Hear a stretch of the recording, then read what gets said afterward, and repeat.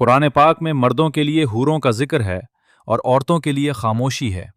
आजकल ये एतराज़ बहुत आम है कि ये मज़हब तो मर्दों का बनाया हुआ है, जन्नत भी मर्दों के लिए है, इनाम की तफसीर भी उसी के लिए, और औरतों को बस हाशिए पे रख दिया गया है। अगर खुदा वाकई इंसाफ करने वाला है तो आधी इंसानियत के इनाम पे इतनी खामोशी क्यों? तो एतराज़ वाकई वज़नी है। अब इसका जवाब देखते हैं। पहली बात, कुरान जब जन्नत का वादा करता है तो उसके अल्फाज बहुत वाज़े हैं। जो भी नेक अमल करेगा, मर्द हो या औरत, बशर्ती कि वो मोमिन हो, हम उसे पाकीज़ा ज़िंदगी देंगे। जन्नत का जो दरवाज़ा है ना, उसके ऊपर बोर्ड नहीं लगा हुआ कि यह मर्द या औरत के लिए है।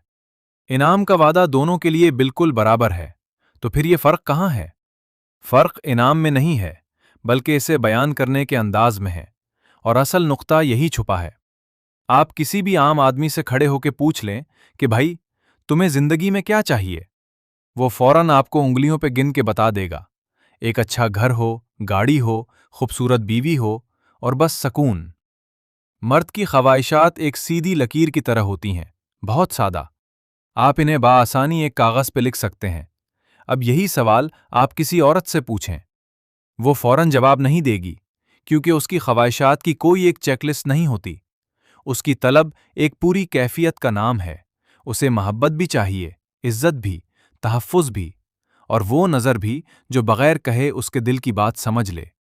औरत की तलब वक्त के साथ, रिश्तों और जज़बों के मौसमों के साथ बदलती रहती है, और ये कोई कमज़ोरी नहीं है, ये उसकी गहराई है। अल्लाह ने औरत की नफ्सियात को सादा नहीं बनाया, बड़ा कॉम्प्लेक्स बनाया है। तो इसलिए जिसकी ख्वाहिशात गिनी जा सकती थीं, अल्लाह ने उसे गिन के बता दिया कि तुम्हें ये मिलेगा। लेकिन जिसकी ख्वाहिशात समंदर की तरह गहरी हैं, उसे किसी एक फहरिस्त में कैद कैसे किया जा सकता है? क्योंकि फहरिस्त तो हमेशा चीज़ों को महदूद कर देती है। इसलिए खुदा ने औरत के लिए एक खुला वादा रख दिया है। वहां वो सब कुछ होगा जो तुम्हारा दिल चाहेगा, और जिनसे आंखें लज्जत पाएंगी।